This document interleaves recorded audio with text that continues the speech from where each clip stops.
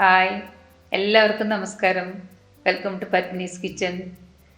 ഇന്ന് ഞാനിവിടെ ഉണ്ടാക്കാൻ പോകുന്നത് വാഴപ്പിണ്ടി കൊണ്ടുള്ള ഒരു ഡിഷാണ്. ഇത് വളരെ പെട്ടെന്ന് ഉണ്ടാക്കാവുന്ന എന്ന് പറഞ്ഞാൽ അരിയാനുള്ള സമയം മാത്രം മതി. ഇതിലൊരുപാട് ഫൈബർ അടങ്ങിയിട്ടുണ്ട്. അതുകൊണ്ട് തന്നെ ഇതിന് ഒരുപാട് ഗുണങ്ങളുണ്ട്.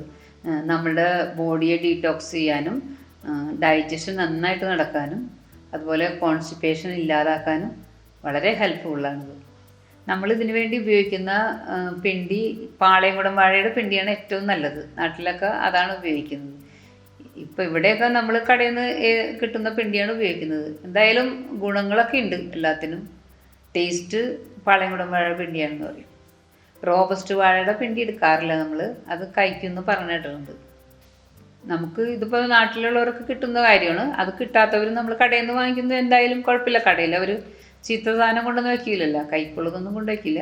അപ്പോൾ അതായാലും മതി. നമുക്ക് പെട്ടെന്ന് ഉണ്ടാക്കാൻ പറ്റിയ ഒരു ഡിഷാണ്, വളരെ ടേസ്റ്റി ആയിട്ടുള്ളതാണ്. അപ്പോൾ നമുക്കിത് എങ്ങനെ ഉണ്ടാക്കണമെന്ന് നോക്കാം. ഇനി നമുക്ക് ഇതിന് വേണ്ട ഇൻഗ്രീഡിയൻസ് എന്തൊക്കെയാണെന്ന് നോക്കാം. ഇത് ഏകദേശം 7 ഇഞ്ചോളം നീളം ഉള്ള ഒരു വാഴപ്പിണ്ടിയുടെ പീസാണ്. ഇതുപോലെയാണ് നമുക്ക് കടയിൽ നിന്നൊക്കെ സാധാരണ വാങ്ങിക്കാൻ കിട്ടുന്നത്. ഇത് നമുക്ക് താളിച്ചിടാൻ വേണ്ടിയിട്ടുള്ള ഇൻഗ്രീഡിയൻസ് ആണ്. ഒരു തണ്ട് വേപ്പില, 2 ചെറിയുള്ളി വട്ടത്തിൽ അരിഞ്ഞത്, 4 വറ്റൽമുളക് ചെറുത്, 1 ടീസ്പൂൺ കടുക്,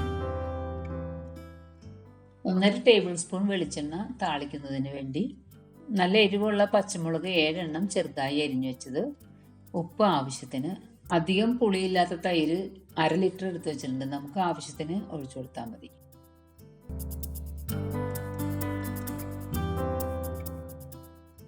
ഇനി നമുക്കിത് എങ്ങനെ അരിഞ്ഞെടുക്കുന്നതെന്ന് നോക്കാം. ഇതുപോലെ ഒന്ന് പതുക്കെ കീറി കൊടുക്കാം. എന്നിട്ട് മുകളിലുള്ള സോഫ്റ്റ് ആയിട്ടുള്ള ലെയർ എടുത്ത് മാറ്റിയിട്ട് ഉള്ളിലുള്ള ഹാർഡായിട്ടുള്ളതാണ് നമ്മൾ എടുക്കുന്നത്. നമുക്ക് അരിയാൻ തുടങ്ങാം. അപ്പോൾ അതിന് മുമ്പായിട്ട് നമുക്ക് ആദ്യം തന്നെ ഇതിൻ്റെ അറ്റം കട്ട് ചെയ്ത് കളയാം. കാരണം ഇത് തുറന്നിരിക്കണല്ലേ, കടയിൽ ഇങ്ങനെ അരിഞ്ഞിട്ട് വെച്ചിരിക്കുന്നതുകൊണ്ട് നമുക്ക് അറ്റം രണ്ടും കട്ട് ചെയ്ത് കളയാം.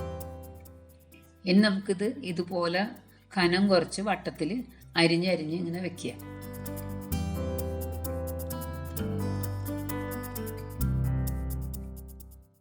ഇതിന് ഒരുപാട് നാരുണ്ടാവും. ഇത് ഞാൻ എങ്ങനെ മാറ്റണമെന്ന് ഇപ്പോൾ കാണിച്ചു തരാം കേട്ടോ.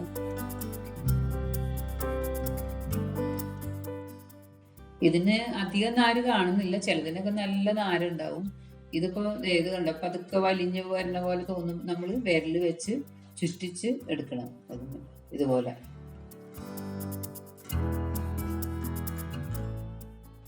കണ്ടോ, ഇത് എൻ്റെ കയ്യിലേക്ക് ഇങ്ങനെ ചുറ്റി ചുറ്റി നാര് വരുന്നത് കണ്ടോ. ഇതുപോലെയാണ് നമ്മളിത് നാര് നീക്കി കളയുന്നത്.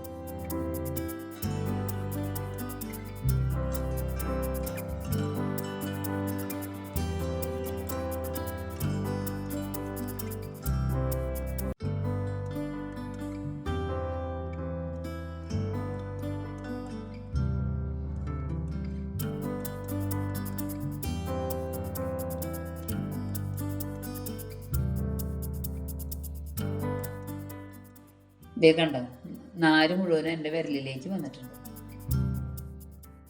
നമുക്കിതെടുത്ത് കളയാം. ഇനി നമുക്കിത് ചെറുതായിട്ട് അരിയാൻ തുടങ്ങാം. ഞാനിത് 4-5 പീസ് എടുത്ത് അടക്കി വെച്ചിട്ടാണ് അരിയുന്നത്. നിങ്ങളെ കൊണ്ട് അങ്ങനെ പറ്റിയില്ലെങ്കിൽ നിങ്ങൾ ഓരോ പീസ് എടുത്ത് വെച്ചിട്ട് അരിഞ്ഞാലും മതി കേട്ടോ. ഇതുപോലെ നല്ല ഫൈനായിട്ട് അരിഞ്ഞെടുക്കണം കേട്ടോ. ഇത് നമ്മൾ കുക്ക് ചെയ്യുന്നേ ഇല്ല, വളരെ പെട്ടെന്ന് ഉണ്ടാക്കിയെടുക്കാൻ പറ്റുന്ന ഒരു ഡിഷാണ് കേട്ടോ.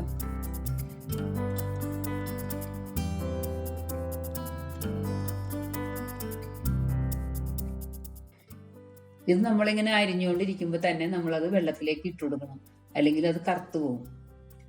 ഇതിനു വേണ്ടി ഞാനിവിടെ ഒരു പാത്രത്തിൽ വെള്ളം എടുത്തു വെച്ചിട്ടുണ്ട്. ഇത് ഫിൽറ്റേർഡ് വാട്ടറാണ്. ഇതിനു വേണ്ടി നമ്മൾ നല്ല വെള്ളം തന്നെ ഉപയോഗിക്കാൻ പാടുള്ളൂ.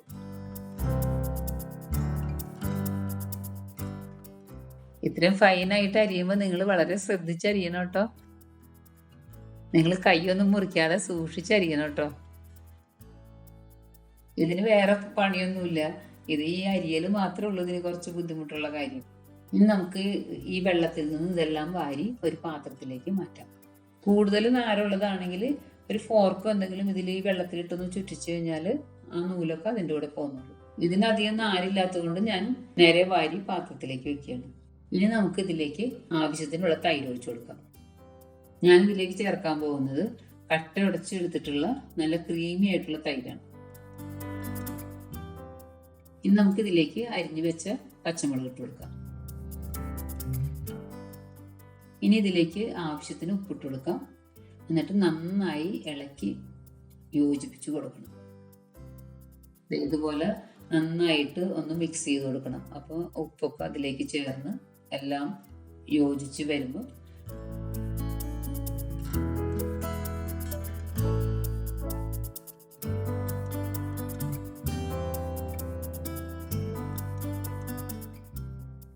ഇനി നമുക്കിതിലേക്ക് താളിച്ചിടാം. അതിനായിട്ട് ഞാനിവിടെ ഒരു പാത്രം അടുപ്പത്ത് വെച്ചു. ഇനി എണ്ണ നന്നായി ചൂടായി കഴിയുമ്പോൾ നമുക്കതിലേക്ക് കടുക് ഇട്ട് കൊടുക്കാം. കടുക് നന്നായി പൊട്ടിയതിന് ശേഷം മാത്രം മുളക് ഇട്ട് കൊടുക്കുക. പിന്നെ ഉള്ളി, വേപ്പില ഇതെല്ലാം ഇട്ട് നന്നായി നമുക്ക് ഇളക്കി കൊടുക്കാം.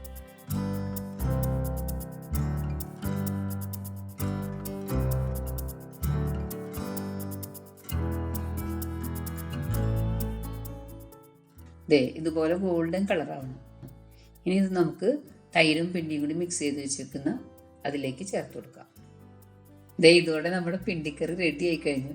ഇതിന് ഒരുപാട് കാര്യങ്ങളൊന്നുമില്ല, എളുപ്പം ചെയ്തെടുക്കാൻ പറ്റിയൊരു ഡിഷാണ്. അതുപോലെ തന്നെ നല്ല ടേസ്റ്റുമാണ്. ഇത് നിങ്ങൾക്ക് കാണുമ്പോൾ തോന്നുന്നുണ്ടാവും കുക്ക് ചെയ്തിട്ടില്ലല്ലോ, ഇതിൻ്റെ ടേസ്റ്റ് എന്തായിരിക്കുമോ എന്നൊക്കെ തോന്നുന്നുണ്ട്. പച്ചച്ചോവ ഉണ്ടാവോ? അങ്ങനെ ഒന്നുമില്ല കേട്ടോ, നല്ല ടേസ്റ്റാണ് ഇതിന്. ഇത് നിങ്ങൾ ഉണ്ടാക്കി കഴിച്ചു നോക്കിയാലേ അത് അറിയാൻ പറ്റുള്ളൂ. അതുപോലെ തന്നെ വളരെ ഹെൽത്തി ആയിട്ടുള്ളൊരു ഡിഷാണിത്. ഒരുപാട് ഗുണങ്ങളുണ്ട് ഇതിന്. ഇത് നിങ്ങളെല്ലാവരും ഒന്ന് ട്രൈ ചെയ്ത് നോക്കണം, അഭിപ്രായങ്ങളൊക്കെ പറയണം. നിങ്ങൾക്ക് ഇഷ്ടമായിട്ടുണ്ടെങ്കിൽ നിങ്ങൾ ഷെയർ ചെയ്യാനും ലൈക്ക് ചെയ്യാനും മറക്കരുത്. സബ്സ്ക്രൈബ് ചെയ്തിട്ടില്ലെങ്കിൽ സബ്സ്ക്രൈബ് ചെയ്യണം. ഇനി നമുക്ക് നല്ലൊരു നാടൻ റെസിപ്പിയുമായി അടുത്ത വീഡിയോയിലൂടെ കാണാം. Thank you. Bye bye.